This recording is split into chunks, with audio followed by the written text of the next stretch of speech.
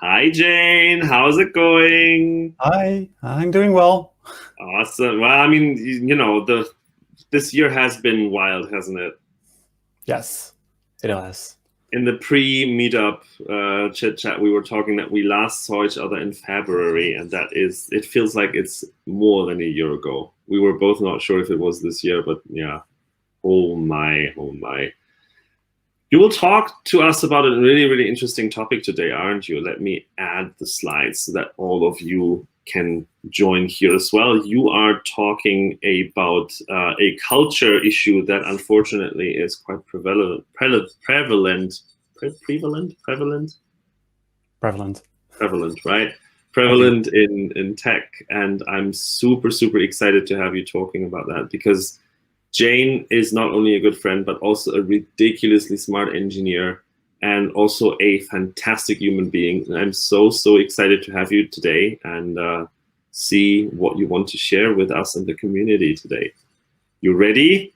Yes, thank you for this lovely introduction. Oh my, there's no introduction that actually even does you any honor because holy moly, you are fantastic and I'm really, really happy to have you here tonight. So with that, I shall hand the stage to you and retreat into my chamber.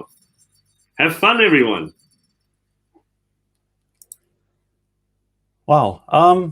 No, I have big shoes to fill after that introduction. This is my first online talk, so it feels a little bit weird to be talking to my own screen, but just bear with me. I'm just going to do it like this. I hope everybody can see my slides still. So as Martin said, I am Jayne Mast, and on Twitter you can find me at Jayne_Mast, and I am a software engineer at a Norwegian startup called Confrere. If you want to see my slides later, you can find them on Noticed/Jayne. So let's start. Over the past 10 years or so, I worked at a number of different companies, from small startups to big multinationals. I joined every one of them with a good feeling about the company and the people that work there. I left all of them, at least partially, because of the culture. Tech is still very much a white boys club. It's a group of people who are self-assured and smug, trying to accomplish more than possible no matter who they hurt in the process, not caring about privacy or even people's life, just to try that glimpse of success that's always just a little bit further away from the horizon. That's the bro culture. And today I'm going to show you how the bro culture happened in tech and what we can all do about it to break this boys club. So how you can unbro your culture. A recent study by Harvard Business Review showed that many leaders assume that they are better at valuing diversity than that they actually are. They think that they value diversity, but most of them solely use it to get recognition themselves. They show the outside world how diverse they are. The great enemy of inclusivity we find is the illusion of it. Companies have tried to improve their inclusivity and diversity and find ways to show that it has improved. They document every effort they made and add something about diversity in their company values. But this is all just an illusion. It's some sort of paper trail of fake improvements. It's not hard to count the percentage of women or people of color in your organization. But it's just showing data about hiring and promoting diverse candidates doesn't make your company the most welcoming. It's about building a climate of trust, appreciation, and openness to differences in thoughts, styles, and backgrounds. And you might think that you have little influence in the inclusivity of the company, but you are part of that company. And you can be a coworker who's welcoming and make sure that everyone feels included. Well, let's go back a little bit. How did we actually get here? How did the tech industry become this place where white men hold all the cards and make all the rules? Because it didn't start out that way. In the beginning of computer science, men focused on building the hardware while women pioneered software development. Arguably, the most famous software pioneer was Grace Hopper, who in 1944 programmed the Mark I, which was a supercomputer that helped design the atomic bombs. But not only that, she also invented the concept of a compiler. She helped develop COBOL and created a language called Flowmatic. Plus, she sets the groundwork for networks. She had an amazing ability to take problems and turn them into mathematical equations and turn that into machine language. In the 1960s, the computer industry was growing and getting more lucrative. It was so lucrative that in 1967, the Cosmopolitan decided to tell their readers about the healthy salary women would get in this line of work. Alongside it had photos of Ann Richardson, an IBM systems engineer. The article starts out with telling the reader, a girl senior system analyst gets $20,000 and up. Now in today's money, that's roughly $150,000 a year.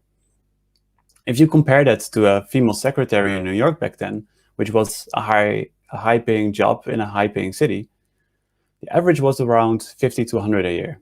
So you could almost make 4 times as much as a programmer. And it also had a quote from Grace Hopper. In it, she said, "It's just like planning a dinner." Something she said women are expert at because of their patience and attention to detail. She said women are naturals at computer programming. The wages were so high because there were not enough programmers to fill open jobs, sort of like how it is now. But at the same time, the industry also started to shut women out. Companies were desperate to find new programmers, so recruiters began working to find skills and personality of a good programmer. In the meantime, salaries went up and programming was getting a better status. At first it was seen as a typist job, but it was now becoming a professional job, which back then was something masculine. To find the right candidates, companies were using the IBM aptitude test. But because it was easy to cheat on this test, they also started with personality tests, like I mentioned before. 2 male psychologists, William Cannon and Dallas Perry, profiled 1,378 programmers to make a vocational interest skill. They believed that this skill could predict success in the field. But of those 1,378, only 186 were women. This is weird because, as I said, the male-female ratio was different. It was almost 50-50.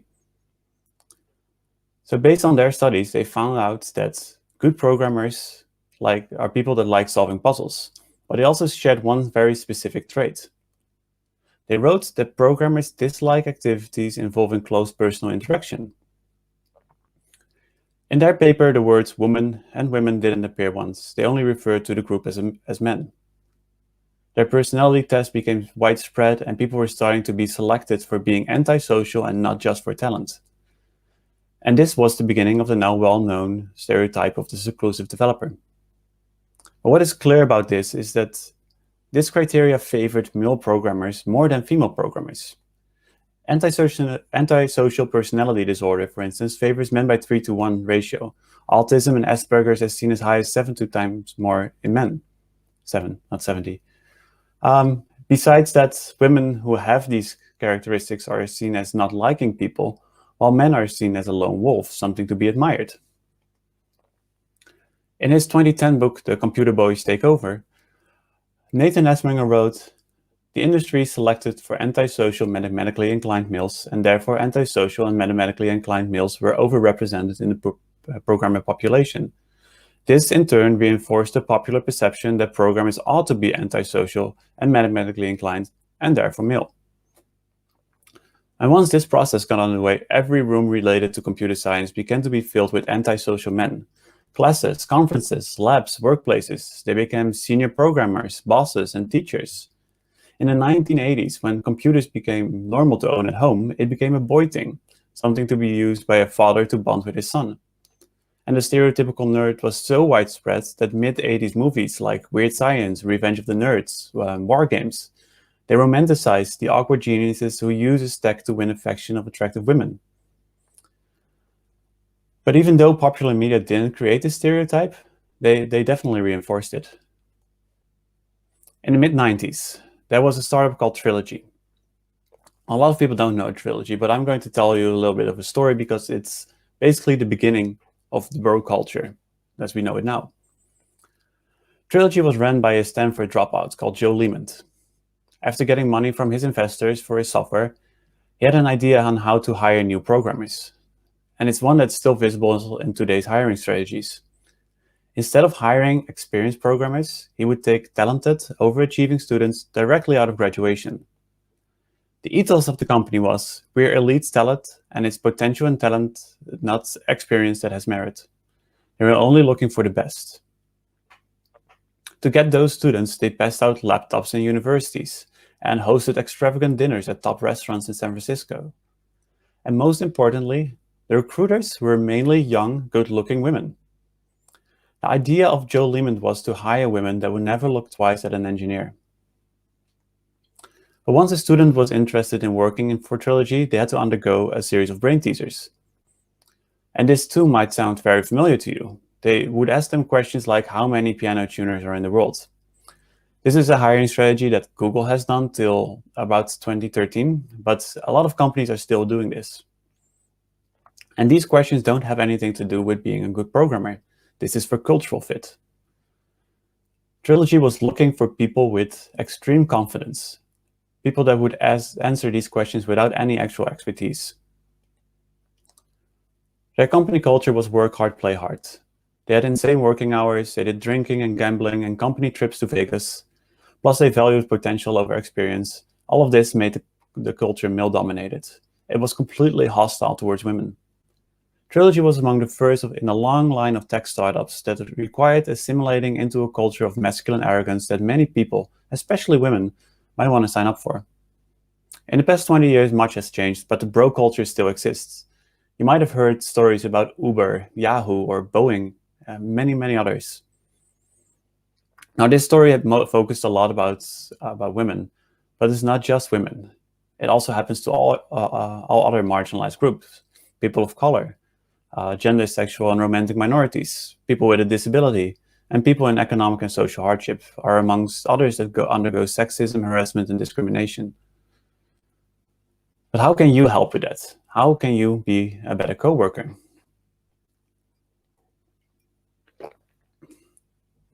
A good way to start with that is to make people feel welcome and included. Onboarding new people is mostly a simple to-do list at a company. It's a bit of paperwork, an introduction on Slack. Maybe you have a meeting with some manager that tells you about the mission and vision of the company. But what's being left out here is to make you feel like you're being part of the company, that you as an individual feel welcomed. And people also forget that this is not something that we only need to do with new hires. Making people feel welcome and included is something that's always ongoing. But it does start out with reaching out to new colleagues. When a new hire joins your team or your company, actively include them in as much as possible. Not everyone is comfortable with getting to know people, and it's hard for them to reach out themselves. So maybe think about your first day, week, month, and what you wish people did or told to you, and do that to the new hires.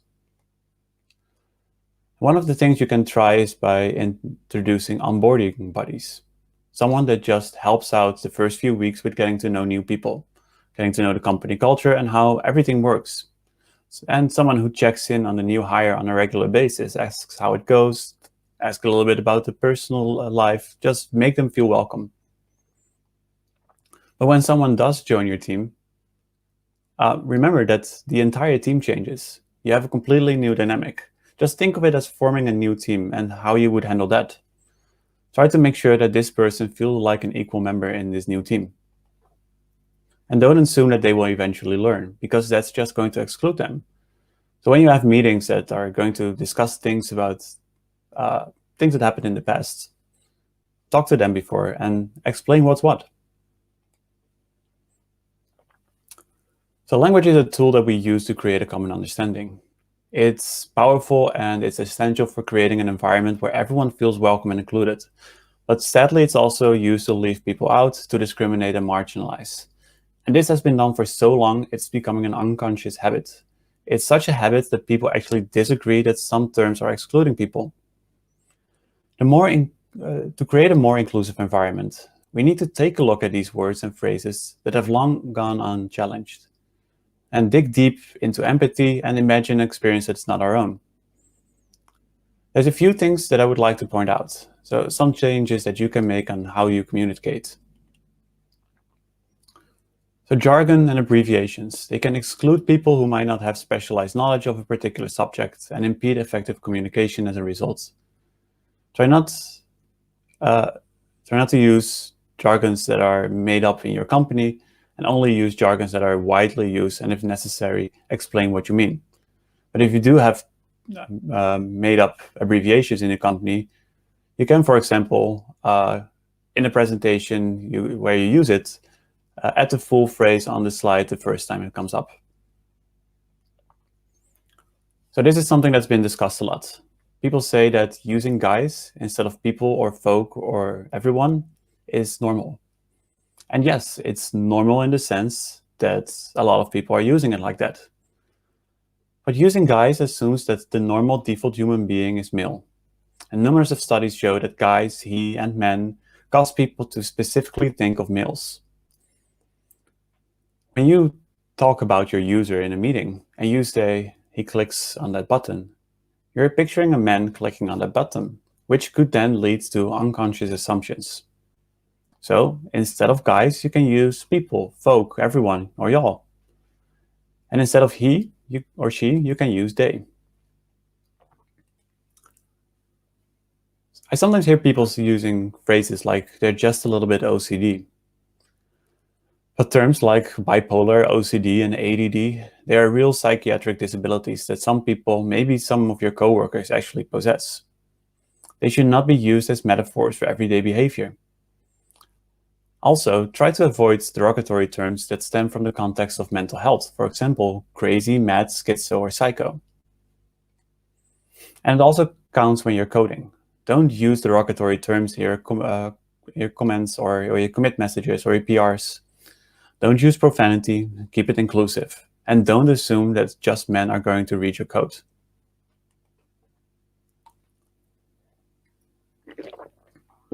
Another way to be an awesome coworker is by being humble and recognizing your own limitations and shortcomings. Being humble doesn't mean to think less of yourself. It actually simply means to think of yourself less. And by doing so, you can help with making others feel more included. For example, knowing that you don't have the answers might lead you to ask others for their input. And this signals to your colleagues that you're open to other ideas, to their ideas. And as I just mentioned, the first step of being humble is accepting your own limitations. So I'm now going to tell you the hard truth. You are not the best at everything. And probably you're not the best at anything. And nearly everyone, except maybe babies, know things that you don't. And by accepting this, you can learn from everyone. You will become more empathetic and people will understand you better as well. If you're not afraid of making mistakes and be honest about them, it also shows that the company doesn't have a culture where everyone has to be perfect. It relieves stress in both you and your colleagues, and it opens up conversations. Recognizing your limitation does not mean abandoning your dreams. Humble people are perpetual learners, and they are not terrified of knowing less than someone else. But to learn, we need to listen to each other. When someone listens to you, whether it's an idea you're sharing or a project challenge you're working through, it feels supportive to have someone all in, witnessing what you're going through. So try to talk less and listen more. Don't interrupt someone even if they make mistakes and you want to make a correction. Try to understand someone's viewpoint and be interested in what they have to say. Don't be distracted of the next thing you're planning to say. And when you want to ask questions, make sure that the person you're speaking to is done. But it also goes the other way around. At meetings, a lot of people have the feeling that they are not able to make a contribution. Some people seem to dominate meetings while others stay quiet or are ignored. Try to think of ways how you can make your meetings more effective for all participants. You can do this, for example, by sharing an agenda beforehand, but also by cutting people off that have been dominating the conversation, or maybe by asking people who have been quiet for their feedback. So it's a terrible cliche, but a little bit of kindness goes a long way. It's a cliche, but it's also the core of this whole talk. If you want to have a more welcoming environment, people have to be kind to each other, and that will generate a ripple effect. If you start being more inclusive and kind to your coworkers, they will start doing the same to you and others as well. Thank you. I hope you enjoyed your talk, and buy this book because I got a lot of information from it and it's very good. It's mostly about venture capitalists, but it's very eye-opening. Thank you. There's the unmute button. Sorry. Thank you so much, Jayne. This was amazing and so packed with information, and it's keeps blowing my mind. And I know how tricky it is to navigate all these things, and I know how hard it is to feel like alienated. And I hope that more of us in tech are using whatever privilege they have. And I know that I have a lot of privilege because I am not worrying about money. I have shelter over my head. I have enough food. I am relatively safe. I'm a white heterosexual male. So like we should all definitely be more inclusive, be nicer and kinder to each other. Not just I don't know, change the way that you address people, but that's one small step that every one of us can take. And I'm so saddened that even that seems to be like a severe hurdle for a lot of people. And thank you a lot for the talk. And I do definitely hope that we get to eventually soon see each other again, so that I can basically just give you a huge hug for the amazing talk that you just did, and just for being a fantastic human being. That would also warrant a hug, I think. I feel like we should definitely meet each other again in the real world once we can. But until then, be sure to remember you always have a place to come and talk here. And I am very, very grateful for all your support and for being a fantastic human being. Thank you so much. Thank you, Martin. And thank you for inviting me here. It was great to talk. And, it is a huge honor. Also, it's a huge honor to actually be trusted enough to be your first online talk. So I hope that I know it feels weird, right? When I did my first online talk, it felt like you're talking to yourself, kind of, because you're in your room talking to your camera. But trust me, you have been heard. We are seeing very positive comments out there. Good. It kind of feels like the same when I'm rehearsing my talk, but then I know that there is behind my screen, there is people, which is weird, but yeah. It is a strange feeling, but thank you so much for your trust and the fantastic talk. And I hope that you have a fantastic, wonderful holiday season and get to take some time off after this turbulent year. And thank you. All right. So in that case, the after party chat. See you at the after party.